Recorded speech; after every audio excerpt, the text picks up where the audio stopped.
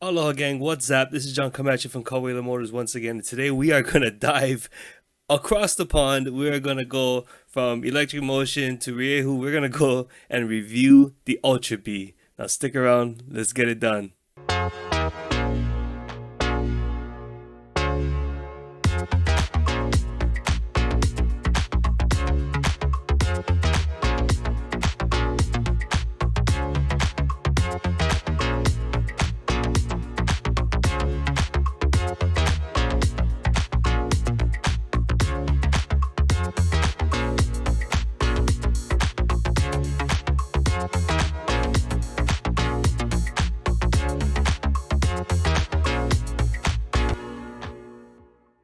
Alright guys, so this is a video I'm gonna do. We've been getting some really good responses from our little commentary videos. So basically gonna jack this video from YouTube. We are gonna start and stop this video and talk about the Ultra B. Now, no haterade on this bike. This bike is awesome, and I will be the first one to openly admit that I want to try this bike.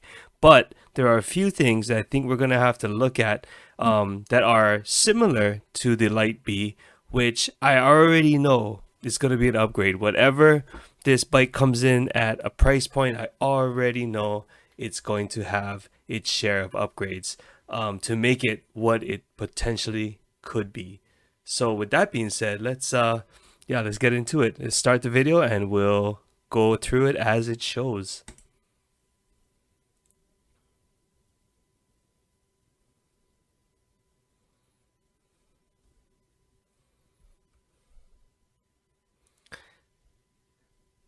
So right off the bike looks great.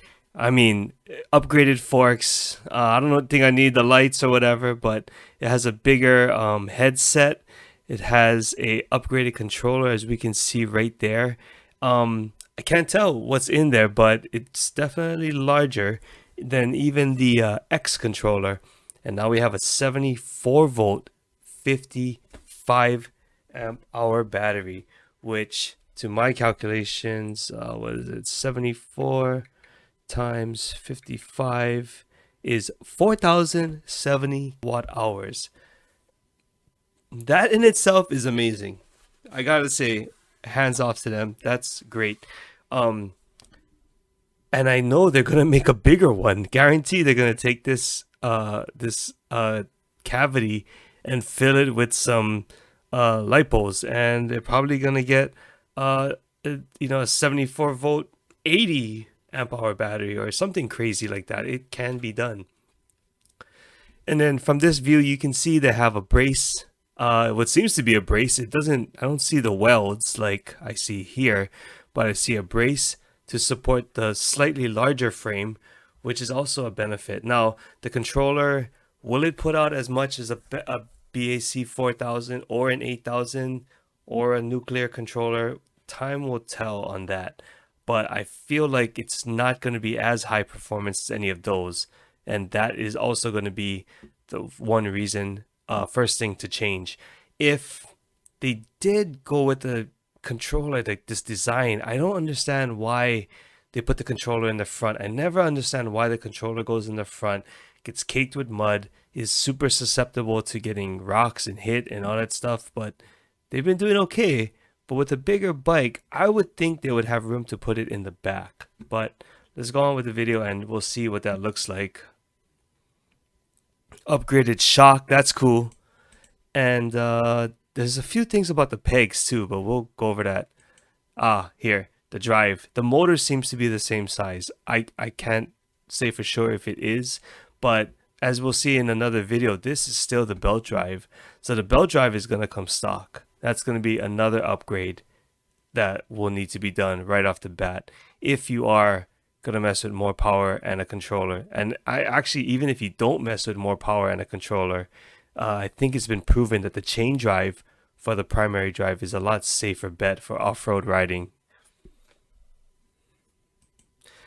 Now you can see right here they have the upgraded triple clamps, the bigger headset, the bigger forks, and that's really, I think, the kicker. You know, everybody, first thing they do, Fox 40s, right? Or some mountain bike fork.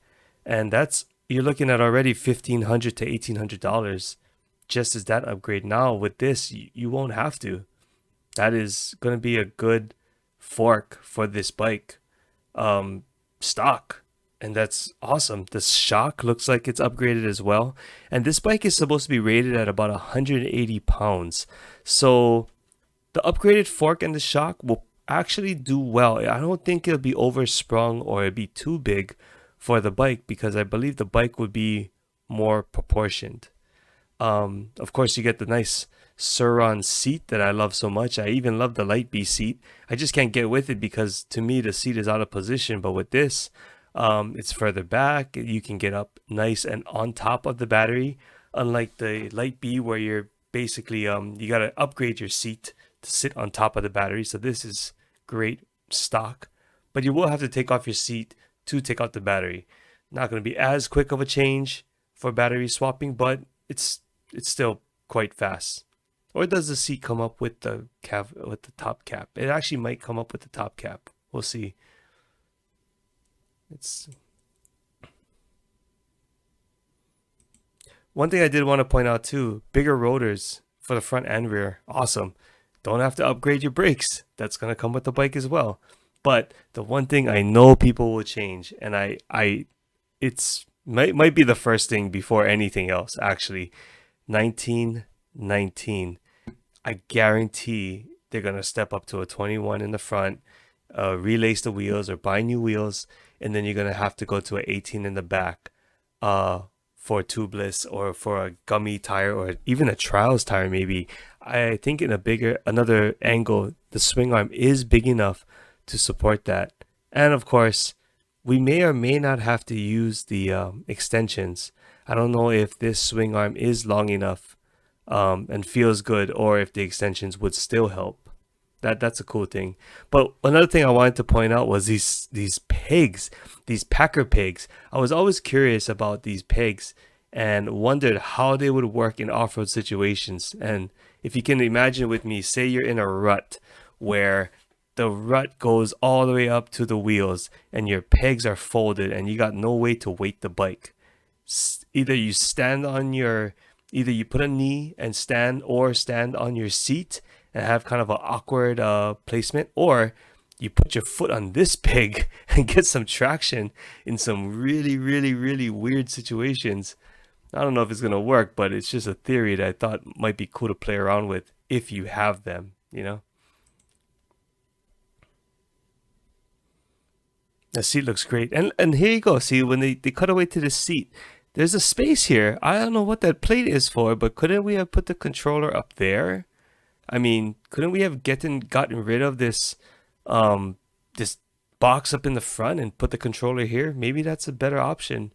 Maybe somebody will make a mod for that, but I feel like it would be fine. I don't see a problem with it.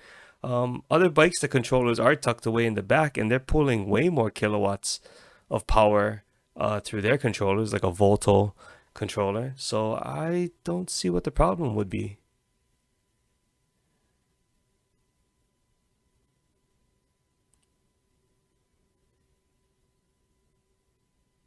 Ah, see, there you go. Primary drive is a belt drive. Gotta change that out. You don't want to get stuck out there with a broken belt. And it's not easy to change too. I mean, there's like swing arms that gotta come off, you know. So yeah, change it, just change it to the chain.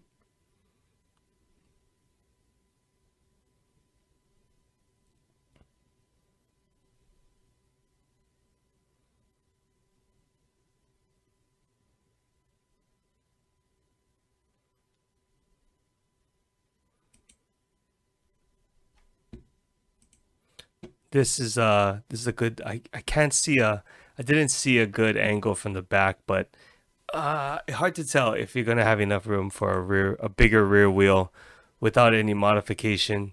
But there seems to be more space here.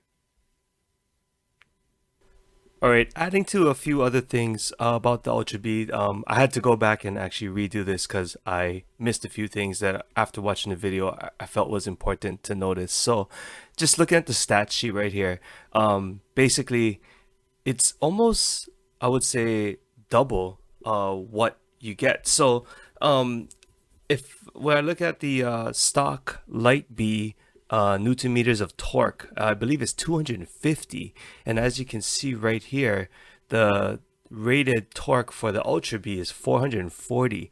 So that's good, and that's why I say you're gonna have to put a 18 in the back, because I mean you double the torque on the same size wheel with only, I want to say, 30 more pounds to the bike.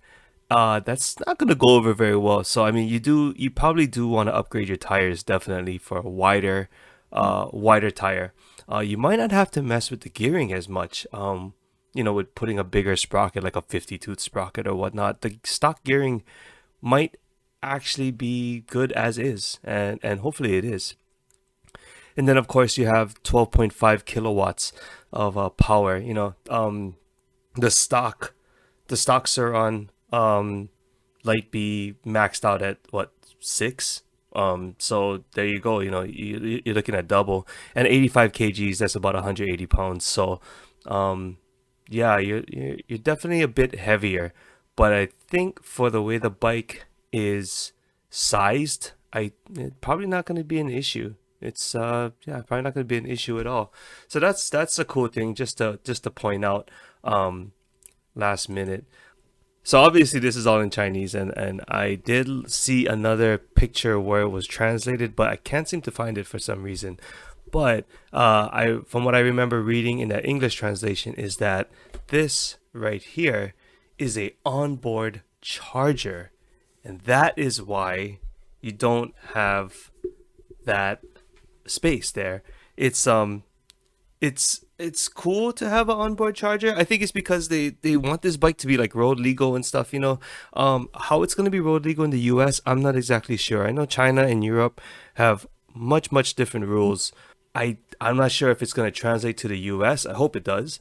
But in this case, yeah, so this is actually a charger, and this app here is to monitor the charging. I believe you can monitor your balancing on the cells and all that good stuff. Hopefully you can limit power as well, kind of like the Segway one used to do. I think that's one of the benefits of electric bikes are you can kind of modify the power range so that a beginner or an experienced person can jump on the same bike and have fun. But as far as the charger, do we need that for off-road? I mean, I know that would be cool, but that's just basically another 5-6, I would say at least 6 pounds, that you're lugging around. So, maybe that can come out. You can save some weight. You can put some other stuff in there, or you can actually move your controller there, which would be kind of cool. And maybe better overall if you don't need the charger. But yeah, that's an option that they're doing, inboard charging. Interesting. And then just to get a quick shot at the rotor, we already talked about this. With the bigger forks, you got a bigger rotor, which is awesome. Different shock for the bike in general, and the skid plate. I'm sure SSX is going to make a great skid plate, or some other guys will make a good bash plate for it, but it is just a plastic piece connecting the front to the back, so this cavity is generally just open. Yeah, I'm sure they're going to make a much better one, but it does look like it's actually kind of hard plastic braced, but yeah, a metal one I'm sure from Luna or something is going to be in the works. One thing I did notice as well is that they did not change the design of the foot peg mount. And if you guys ever seen or been in that situation where this breaks, I couldn't see a picture from the middle where where we put the braces. I don't know if the brace already comes with it, but if not, that's gonna be something to add as well, right? I know guys make billet pieces that just replace this whole thing with the shaft built in already, to take up that gap and that flex between the two. And of course you don't want your peg to get stuck, basically snap this off. I mean, we've seen it, and it doesn't look like they give you the options to move the peg forward or back. You probably don't need it, that's why. Just like the light B, they'll give you those positions, but you honestly can't use all the positions anyway. But this is good, it saves your frame, but you might have to just doggy pedal through the trail if you break it off. That's the only bad thing. But you know, you won't bend your frame. You can easily replace this if it gets damaged, and that's something I guess they kind of went halfway on, um, to take the design load off, as far as the bike goes. Well, there you have it, the Ultra B video. So I'm just gonna let this play and just talk about it. But like I said before, by no means do I think this bike is not good. I think this bike will be excellent for what we ride, for what a lot of people ride. I feel like Surron has really taken everything that people have done to their bikes and kind of did what just get closer to the ultimate package. Now, how much will this bike cost? Now, that's the question, you know, because right now I know guys riding $13,000 Surrons, and for me personally, that's insane. But to each his own. Now, this bike, with the upgrades that you need to do, you don't have to do as many upgrades, but you would still have to do the tires and stuff like that if you want to, you know, to get it to what your Light B is going to give you as far as grip and whatnot. So what is that going to be? You know, how much is that going to cost? Are you still going to end up around the $10,000 range, which wouldn't be so bad as well, given that you have a bigger battery and all the other things that go with it. So very, very, very excited to see what comes up with this Light B. Very excited to see these in the trails. I guarantee there'll be a lot of them in Hawaii. And just overall excited for where this electric off-road journey is going. So thanks guys for checking out the video once again, and yeah, just stay tuned. Please subscribe for more content, and we'll see where this goes. Thank you for taking the journey. Aloha.